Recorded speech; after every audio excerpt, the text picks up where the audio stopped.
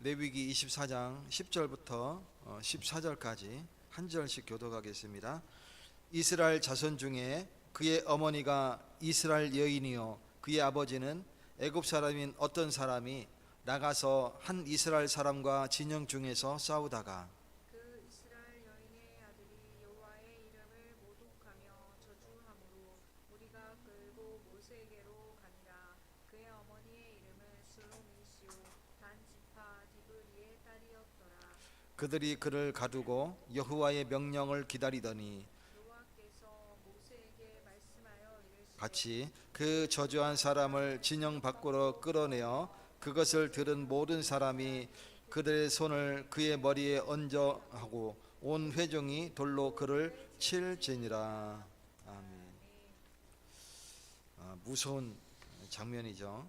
온 회중이 이렇게 이스라엘 온 회중이 다 그 사람을 돌로 친다 그랬어요. 어떤 사람을? 여호와의 이름을 모독한 자를. 오늘 하나님의 이름을 회방한 자라는 제목으로 같이 말씀을 나누도록 하겠습니다. 누구나 이름을 가지고 있죠. 저도 이두희라는 이름을 가지고 있습니다. 최두희라는 이름을 가지고 있죠. 이명재, 이성호 뭐 다 이름이 있습니다. 이름이라는 것은 그 사람의 인격과 존재라는 의미를 갖고 있는 거예요. 이두희 할 때는 내 인격과 내 존재를 표현하는 거예요. 그래서 이름은 가벼운 게 아니고 그 사람의 인격을 나타내는 거죠. 의미하는 거죠. 그리고 그 사람의 존재를 의미하는 거예요. 마찬가지로 하나님의 이름은 하나님의 거룩하심과 그리고 권위와 영광을 나타내는 거예요. 그 이름을 모독하면 어떻게 되느냐? 무서운 징벌이 임하게 되는 거죠. 오늘 본문 내용처럼 온 회중의 앞에 세우고 이스라엘 모든 사람이 다 돌로 칠지니라. 여호와의 명령이에요. 그렇기 때문에 여호와의 이름은 우리가 가벼이 여겨서는 안 되는 거죠. 그래서 이 이름은, 이 사건은 매우 엄중하게 다루게 되고, 그리고 온 회중이 다 지켜보는 그 가운데 심판이 이루어지게 되는 거죠. 오늘 이 말씀은 우리에게 하나님의 이름은 우리가 어떻게 대해야 되느냐 가르쳐주는 중요한 말씀이 되게 되겠습니다. 첫 번째로 하나님의 이름을 회방하는 것은 하나님을 모독하는 거예요. 굉장히 중요합니다. 오늘 이스라엘 회중 앞에 세워졌던 그 죄인은 이방인이 아니고 이스라엘 백성이었어요. 불신자가 하나님을 모독하는 건 당연해요. 왜? 모르니까. 그 사람은 복음을 전해서 돌아오도록 회개시키면 돼요. 근데 믿는 신자가 하나님을 모독하면 어떻게 돼요? 그거는 굉장히 큰 죄예요.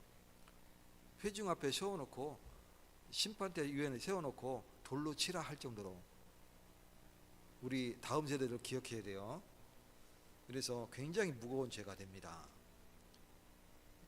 하나님의 이름은 하나님 자신을 지칭하는 거예요.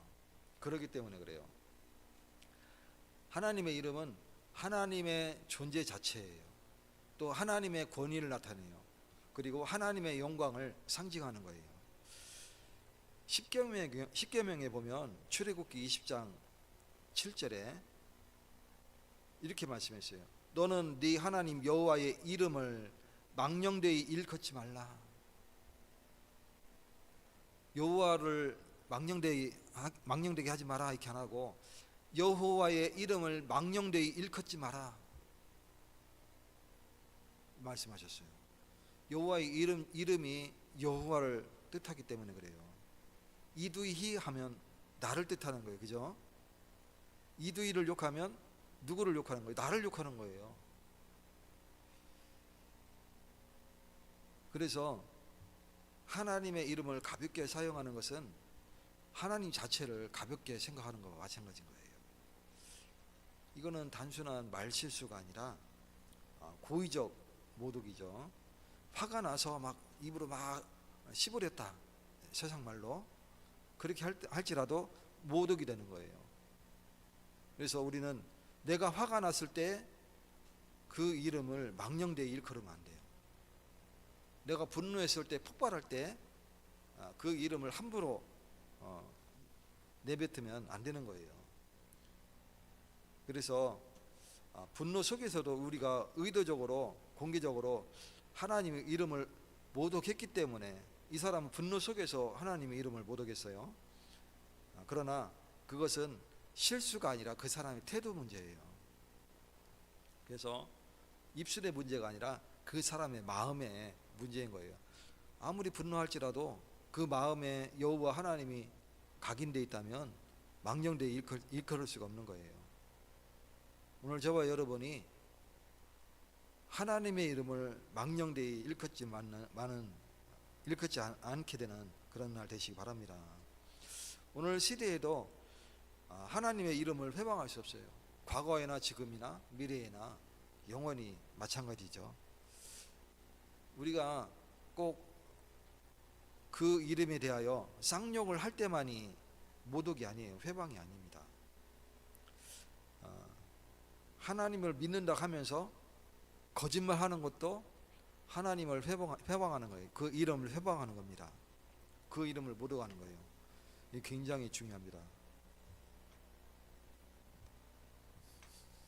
네, 제 안경이 좀 밑으로 쳐졌나 봐요. 예. 그래서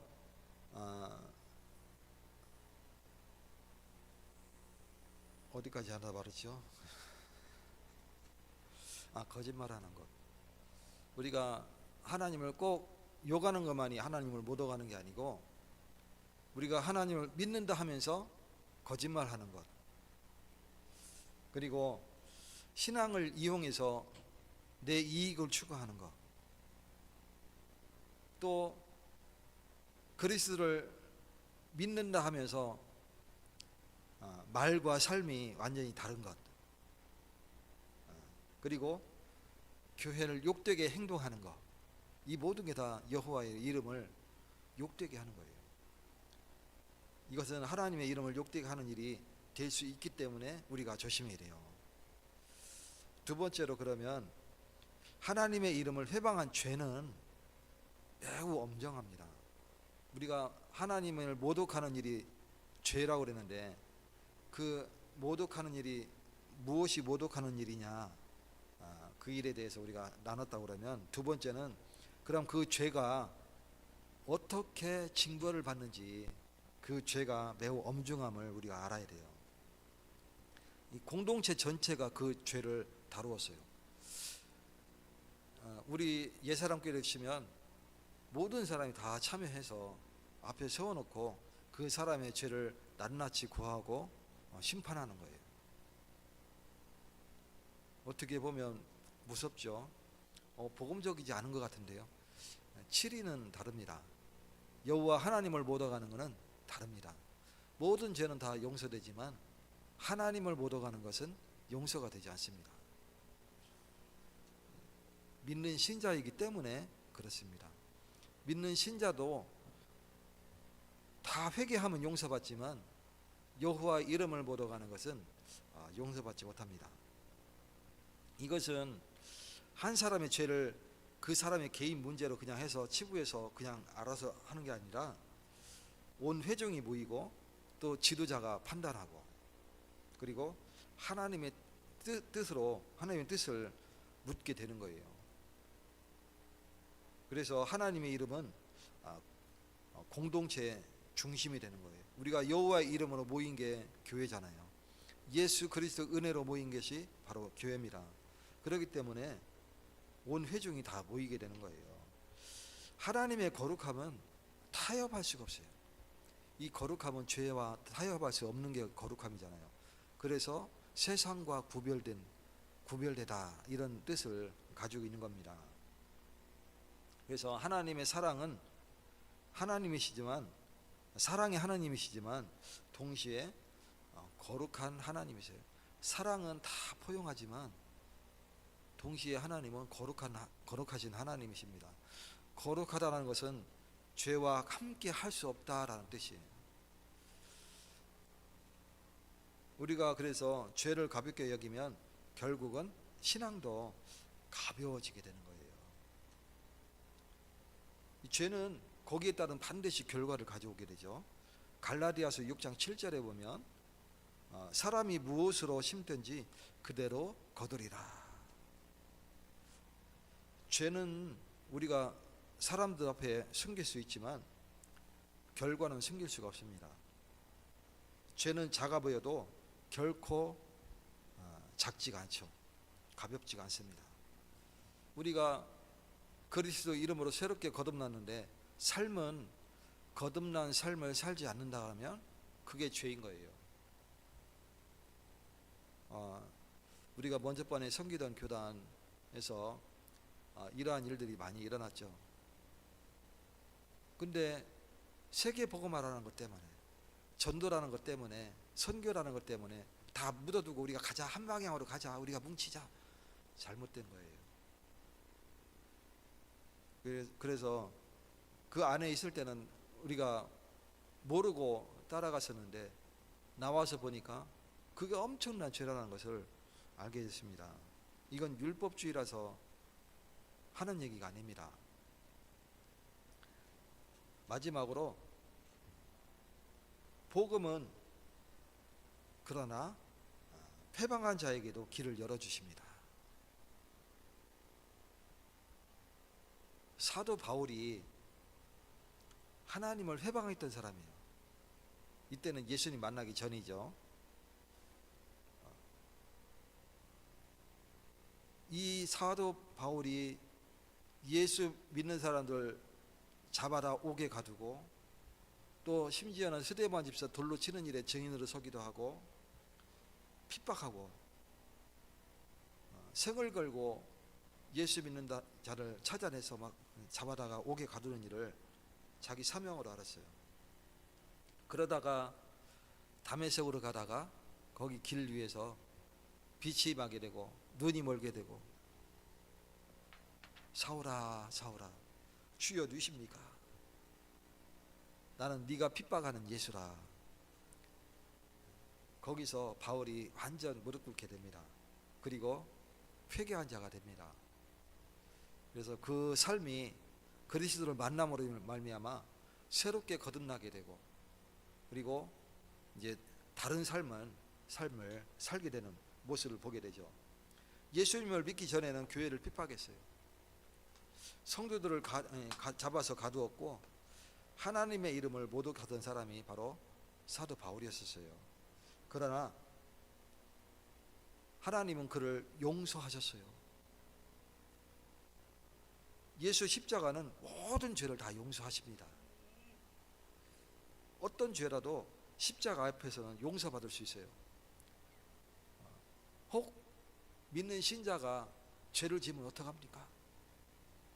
회개하면 돼요. 그리고 다시는 그와 같은 죄를 저지르지 않으면 돼요. 내가 모르고 지을 수 있는 죄가 많잖아요. 근데 그게 죄인 것을 내가 알고 또다시 그 일을 또 한다고 그러면 그거는 오히려 예수님의 용서를, 사랑을 악용하는 거죠. 여호와의 이름을 모독하는 겁니다. 그렇기 때문에 모든 죄를 다 용서하지만 다시는 그와 같은 죄를 저지르지 마라. 예수님이 하신 말씀이 우리의 삶이 그대로 적용되어야 됩니다. 오늘 주님의 이름을 거룩히 여기시는 날 되시기 바랍니다. 하나님의 이름을 존귀하게 여기는 삶이 구원받은 사람의 증거예요. 구원받은 사람은 내 입술이 달라집니다. 입술이 뭐 이쁘게 변한다는 얘기가 아니라 내 입술을 통해서 나아가는 말이 다르게 됩니다. 그리고 삶이 달라집니다. 그것을 보고 거듭난 삶이다 이렇게 얘기하는 거예요. 거듭났다라는 것은 다시 태어났다 이런 뜻이에요. 다시 중, 날생, 그래서 합치면 중생, 다시 태어나다. 그래서 우리의 삶이 다시 태어난 삶을 살아야 되는 거예요. 거듭난 사람은 거듭난 삶을 살아야 되는 겁니다. 예전에 그 영화 중에 넬라 판타지아라는 영화이죠. 여러분 그 노래 다 알죠? 우리 다음 세대들? 네? 네. 그게 주인공이 엄청 노예들을 핍박하던 사람이에요. 노예 잡아다가 노예 상인이었어요. 잡아다가 노예로 이렇게 파는 거죠. 노예선 알아요? 학교 다닐 때 배웠는데 이 노예선은 그 선박에 짐짝같이 딱 관짝같이 딱 움직이지도 못해요. 그 안에 차곡차곡 넣는 거예요. 움직이지도 못해요. 거기서 똥오줌 다 해결하는 거예요. 그러니까 이게 아프리카에서 유럽까지 오는 중에 죽는 노예도 굉장히 많았어요. 그렇잖아요, 그죠? 뭐 사람이 움직이지 못한다는 것은 굉장한 압박감이 있죠. 그래서 그런 노예 상이니까 얼마나 큰 죄인입니까? 근데 이 사람이 형제와 싸우다가 형제를 죽였어요. 그리고 도망하게 되고, 그리고서 나중에 죄책감이 너무 큰 거예요. 노예들 막 죽고 뭐 이런 건 상관이 없는데 자기 형제가 싸우다가 형제를 죽였어. 너무 죄책감이 큰 거예요. 그러다가 이제 이 사람이 회개하고 신앙을 갖게 되면서 오히려 이제 그 노예 잡으러 갔던 그 현장에 다시 들어가서 그 사람들을 위해서 선교를 하는 그런 모습들을 보게 되는 거예요. 그러면서 거기서 이 사람이 그 활로 이렇게 하면서 뭐 포위로 원주민들이 포위해서 이렇게 오는데 거기서 피리를 부는데 떨면서 피리를 불면서 부는 그 곡이 넬라 판타지아 그 곡이었었어요. 그때는 가사가 없고 곡만 있는. 그래서 이게 피리로 부는데 이제 원주민들이 이제 팔로 이렇게 막 겨냥하고 막 긴장하고 있다가 그 음악 소리에 이제 하나가 되고 선교가 이루어지는 그런 모습들을 보게 됩니다. 이 가사는 나중에 붙여진 게 된 거예요. 회개하면 나중에 처음에는 그저 사람으로는 할 수 없는 어마어마한 죄를 저질렀는데 그 죄인이 회개하고 죽게 돌아오게 되니까 오히려 선교 현장으로 가서 죄를 짓던 그 현장이 선교 현장이 되어져서 수많은 원주민들을 살리는 그런 모습들을 보게 됩니다. 이게 거듭난 자의 삶입니다. 거듭난 자는 거듭난 삶을 살아야 되는 거예요.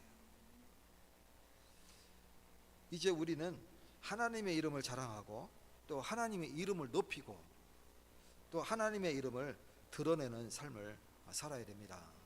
저와 여러분이 주님의 이름을 높이시고 드러내시고 그리고 주님의 이름을 마음껏 자랑하는 증인으로 서시기를 축원드립니다.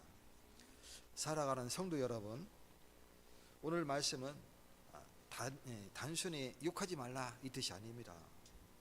도덕 이야기가 아니고 우리가 여호와의 이름을 어떻게 대해야 될 것인가, 거기에 대한 말씀이에요. 우리의 삶에 우리가 어떻게 내가 여호와로 인하여 주님으로 인하여 내가 어떻게 변화되고 우리의 삶을 어떻게 살아야 될 것인가, 여기에 대한 답인 것입니다. 우리는 하나님의 이름을 부르는 사람들이에요. 그러므로 이제 하나님의 이름을 드러내는 사람으로 삶을 살아가시기를 예수 그리스도 이름으로 축원드립니다. 하나님 감사드립니다. 오늘 목요 밤에도 중요한 기도 제목을 잡고 기도회로 모였습니다.